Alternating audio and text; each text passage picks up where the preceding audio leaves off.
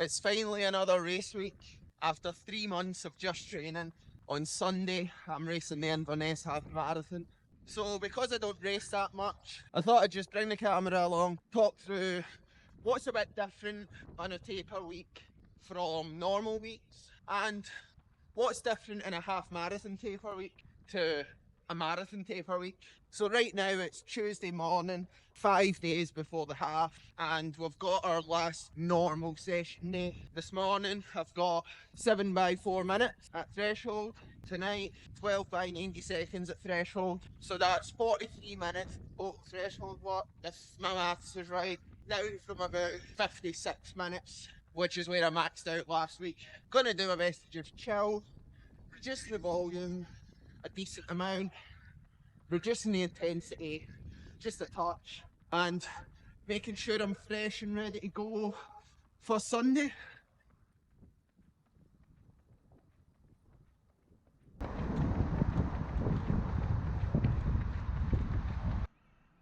So even though we're 5 days out now, actually not much at all has changed up until this point. Anyone who watched my marathon taper video or who's done a marathon themselves will know that a marathon taper's kind of 2 to 3 weeks, but for a half that's not really required as such, just because it's a much shorter race. So actually right now, at this point in time, the only thing that's changed in my training is that the Sunday run was a bit easier. So that's a Sunday a week out. Instead of running around 6 minute miling, I ran about 6:45s. And I also, as a little treat, wore my Bostons just to help my legs recover a bit quicker. And then yesterday, easy Monday, I ran about a mile less than I have been running. So basically I haven't cut anything, maybe 2 or 3 miles in the past 2 days. And then that'll really start to taper down from now. And that 3 mile total reduction came because the Sunday is 2 hours, so when I run slower I run less. At this point in time I'm actually completely undecided on whether or not I'm going to race in these days or my pace. Probably like 50-50, because I've been doing quite a lot of fast track sessions. Well, I've done 3, which for me is quite a lot, and I've done them in these and I've been feeling amazing, like just so fast, kind of popping off the ground.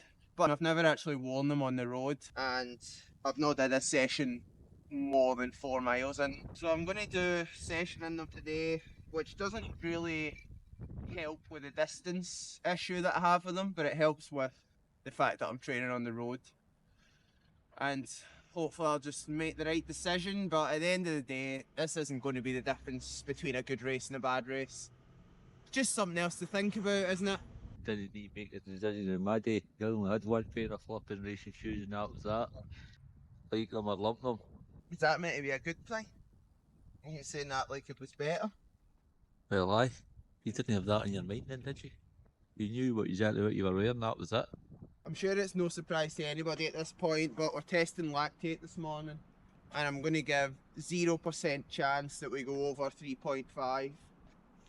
You heard it here first. So I want this video to focus purely on the training block and the taper, so I'm not going to focus too much on this session, but if you're new to the channel and do want to see me doing threshold work, you'll probably enjoy both of these videos. But basically how this went is that I ran completely to feel and felt really comfortable and relaxed the whole way. Here's me giving a thumbs up and a wave to the camera just to prove that fact. I'll put my average pace for each rep on the screen now, along with my lactate values. Remember I said there was a 0% chance of a 3.5 reading? Well, I did cut that pretty close in the end. I'm kinda not sure what's going on with my lactate readings at the moment, because this session felt great, and a lactate of 3.4 would not have felt great a few weeks ago, even though I'm way fitter now. Anyway, that's probably a chat for another day, so let's go to warm down Ryan to hear about his post-session plans. Just warming down, straight home. Usually I would add on to 2 miles, but no need for any extra mileage this week. And then I'll just have nice healthy lunch, feeling maybe some poached eggs, and get a good nap before the afternoon session, which is absolutely no change to my normal routine. So it's the next day and I've decided to flip the camera around so that I can also look at Strava and better break down this half marathon training block. It's been very consistent and very repetitive, so it won't take too long. But first of all, last night's session, didn't have anyone to film for me, so didn't really get that many clips, but did 10 by 90 seconds with 45 seconds recovery, and the lactate was high again, but it felt really comfortable, felt really controlled. I didn't get any of the reps under 5-minute miling. I'm still not sure why the lactate's doing that right now, but I'm not really that concerned about it because this block has just been so good. So I'm calling the start of this block the second week in January, because you can see here that the first week in January I ran 23 miles because I had the flu. So if we look at the 8 weeks since then, which is the 6th of January until the 2nd of March, I have averaged 98.4 miles. This week here, which looks really high on Strava's desktop, is actually only 97.5 miles because I did a 15.6 mile cycle.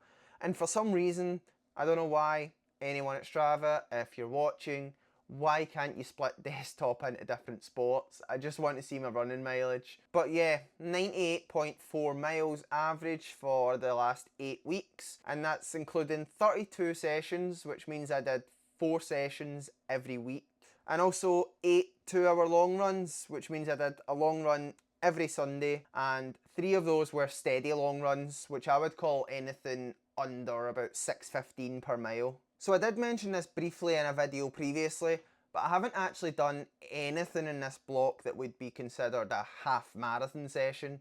I've just been doing a lot of threshold work, and actually 29 of those 32 sessions have been threshold sessions, and the other 3 have been really hard 5k VO2 max track sessions, which have left me kind of feeling like I'm going to die. But both of these things together, just the different stimulus from the 2 sessions a day and the different stimulus from the 5k sessions that I've not done in about 2 years, just seem to really have worked so well together and got me to a place where I'm as fit, if not fitter, than I've ever been before, just from this 8-week training block.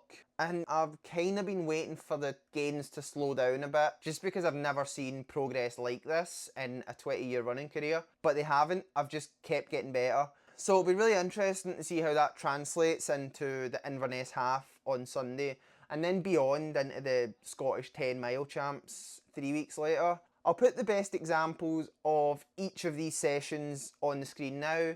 So 1 threshold session and 1 VO2 max session. These are both on Strava. Everything that I do is on Strava. So if you want a more in-depth look at any of these sessions or my training as a whole, go and follow me over there and give me some kudos if you think what I'm doing is good.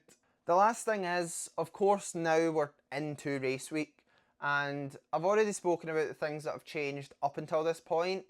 A reduction in mileage, a reduction in session volume, and a slight reduction in intensity. And honestly, it's just going to be more of the same moving forward through this week. This morning I ran for 8 miles. I would probably usually do about 10, and I'll also cut some mileage from tonight's double. And although I'll go to the gym later on, I will reduce the weight quite a lot.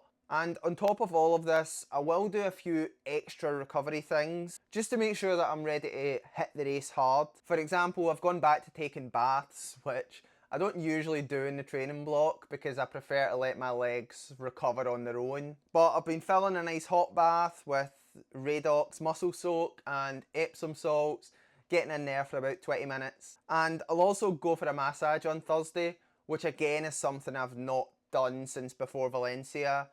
Mainly because I haven't felt like I've needed one, and it's just that extra boost, that extra little 1% that's going to leave you hopefully feeling a lot better by the time the race comes. And that's kind of about it. I don't really have any massive half marathon taper secrets. You just have to train a bit less, maintain your routine as much as you can, get as much recovery and relaxation in there as possible, and just look forward to getting out there, because I know I am. If you want to see how all this goes on race day, subscribe, and there will be an Inverness Half Marathon video. If you can't wait till then, try watching my Valencia Marathon video, or for a more recent update on fitness, my hard track session video.